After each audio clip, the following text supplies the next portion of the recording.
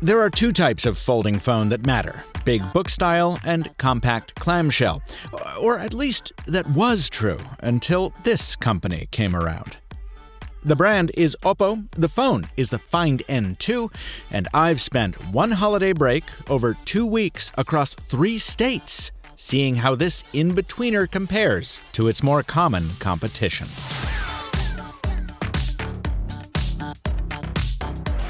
Now, if you're not down with OPP, it's the BBK-owned brand behind some of the most experimental envelope pushers in mobile.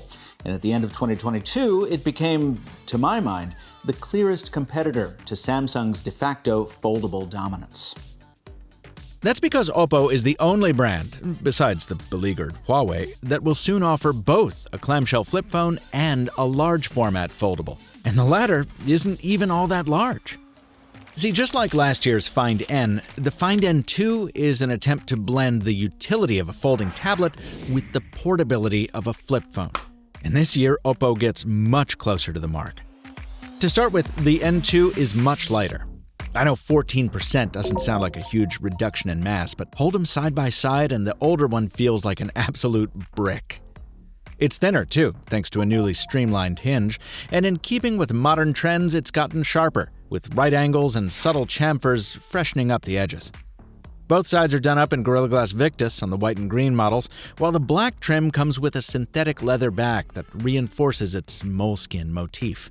You can check out Ben Sin's review video for more detailed shots of that version. I'll link it in the description. This squat, wide-body build makes the Find N2 just as one-handable as last year's phone, much better suited to typing and running apps that don't do well in alternative aspect ratios. The cover screen dominates the whole face of the phone, with all the right numbers to satisfy the streamers and scrollers, with a factory-installed screen protector to keep it from scratching when you form flex it. Open it up and things naturally get more interesting.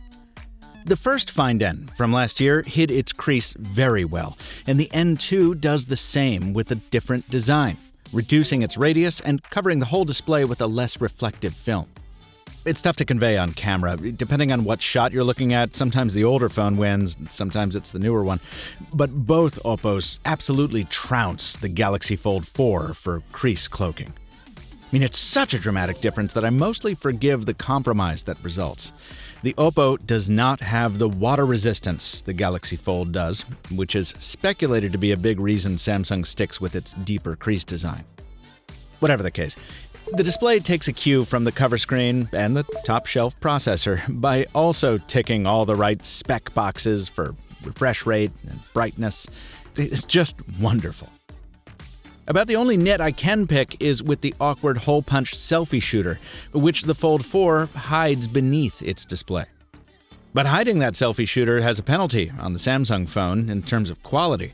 And Oppo's more conventional approach means it can use the same front-facing camera inside as it does on the cover. A 32-megapixel module whose 22mm lens lets you fit a lot in.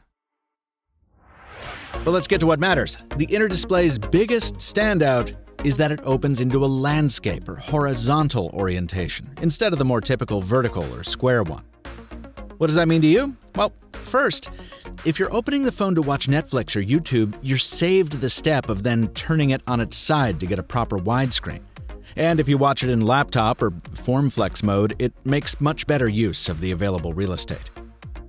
Second, apps that support multiple panes also open directly into that dual-column layout, which is cool. And third, if you run more than one app side by side, well, each one has a little more space to spread out. Personally, this made getting ready for CES in January a lot easier, since I could check my calendar without taking my eye off the email inviting me to a briefing or cocktail party or whatever. Now, I've seen lots of folks characterize the widebody approach as universally superior, that every foldable should work this way. But I tend to think that's overstating the case. I mean, ultimately, this design just means that you still need to rotate the phone, you just need to do it at different times. Yeah, for every app that's happy to open in landscape, there's another one that sees a wide screen and thinks, oh, I'm on a tall phone that's been rotated on its side. I'm talking apps like Be Real, Authy, Venmo. And if you don't use those, how about Zipcar, Lyft, Delta. Don't travel much? Chase, American Express. All of them make you rotate the phone to use it in full screen. It's not a big deal to do that, and of course you can always run them on the cover screen. But this is a real problem for an app like Google Meet. On my Galaxy Fold 4, I can use Meet hands-free for video calls. On the Find N, not so much, because the app won't rotate. So yeah, different doesn't always mean better. It's also undercut by a combination of Android limitations and a lack of polish in Oppo's software. Running apps side by side is great, but it's often not possible because the phone says the app isn't compatible. That happens on the Fold too, but Samsung gives you an option to force compatibility with most apps. Also, apps like Gmail think they're being helpful by splitting into two columns, but if I want to switch the email to full screen, I can't. A similar thing happens in Google Maps, where the info panel on the left is way bigger than the map that I usually find more useful. Even in Amazon Kindle, which includes columns so you can read the phone just like a book, well, there's a lot of wasted space here. Not to mention these weird red artifacts that appear when I turn the page, and the fact that reactions in Facebook Messenger cause the screen to go black. These aren't Oppo's fault, but they're behaviors that are either absent or more manageable on the Galaxy Fold 4. And they give Samsung a much more mature foldable experience end-to-end, even if it may not have the flashiest looking hardware. Now, to be fair to Oppo, a lot of those bugs would likely be squashed if this phone were intended to be released outside of China. And you can get it to run fairly well with a Western app loadout, which I'll show you in a second.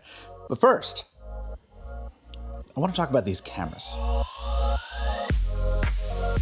The Hasselblad co-branding that came first to sister company OnePlus has migrated to Oppo. And as hard as I roll my eyes at the hype, I'm not sad to see it. Sure, the X-Pan mode might be a gimmick, but this throwback to a 1998 film camera that cranked out crazy wide panoramas really does challenge me to get artsy with my phone photos in a way I haven't done in a while.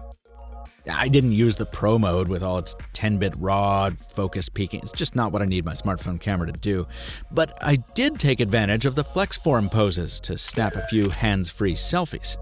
And this came in especially handy over the holidays, when I was taking family group shots more often than not.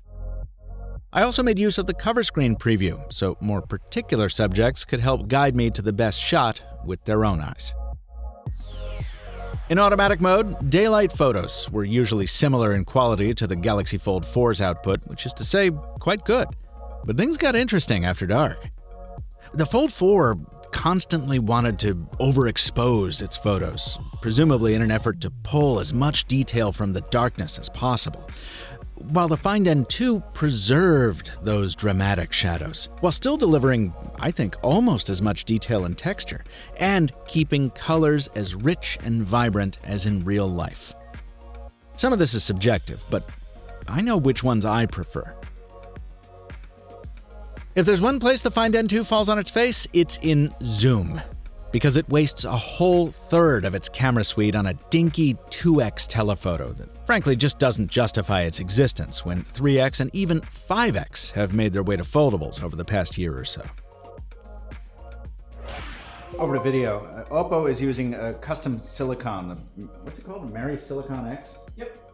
Good. The Mary Silicon X to process enhanced 4K video recording. So here is a holiday scrapbook of sorts from Brooklyn to North Carolina to Florida, shot on the Oppo Find N2.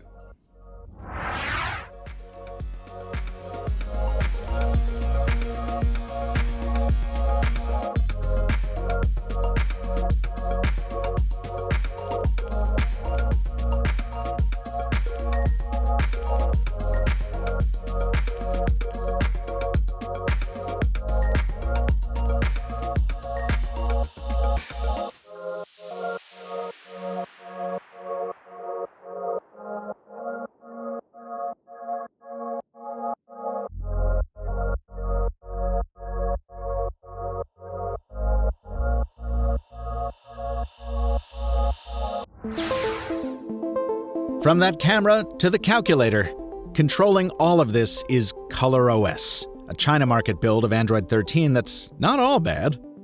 I find the notification shade quite intelligent in the layout of its widgets and toggles, and I like that I can quickly scrub through the app carousel with this little ribbon at the bottom. Google apps run just fine. In fact, Oppo's phone clone tool copied them over from my Find N in absolutely no time without even a cable. And by default, like most China market phones, it tries to preserve battery life by keeping a really tight lock on apps running in the background. But you can disable those optimizations, so you get timely notifications everywhere but your lock screen. And even after that de-optimization, battery life has been excellent for me. On Christmas Eve day, I had 3 hours of GPS navigation at close to maximum brightness, followed by an awful lot of messaging, video calls, and photos, and by the time I went to bed after 17 hours, I had about 20% left in the tank. While I am annoyed that Oppo deleted wireless charging, the rapid 67-watt brick in the box means I don't have to spend a lot of time on the charger anyway, so we'll call that a draw. Even the incomplete cellular bands for the US haven't been a problem. I've been using the phone on T-Mobile MVNO Tello.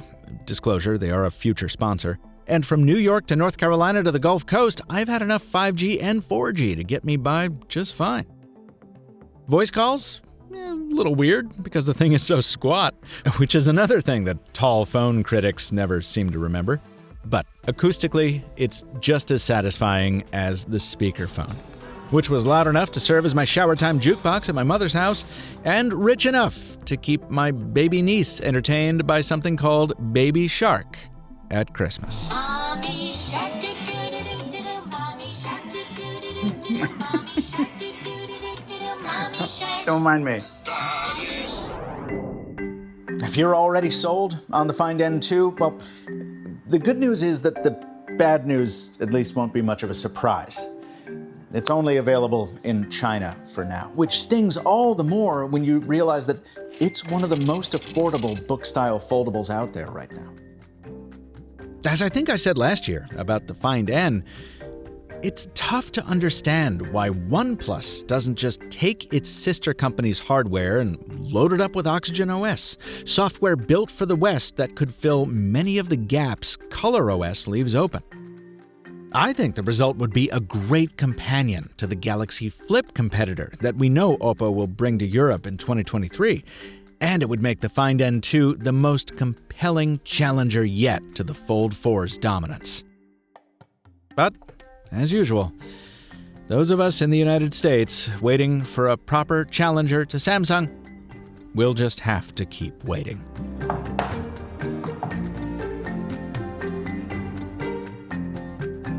This video was made possible by 2 weeks with a pre-production Find N2 review sample provided by Oppo, but Mr. Mobile does not produce content that's been paid for by the manufacturers of the devices he reviews. Oppo was given no content preview, no editorial input, no copy approval rights. It's seeing this for the first time right alongside you. Please subscribe to the Mr. Mobile if you'd like to see more videos like this on YouTube. Until next time, from Michael Fisher, a very happy new year as we close out 2022, and stay mobile, my friends.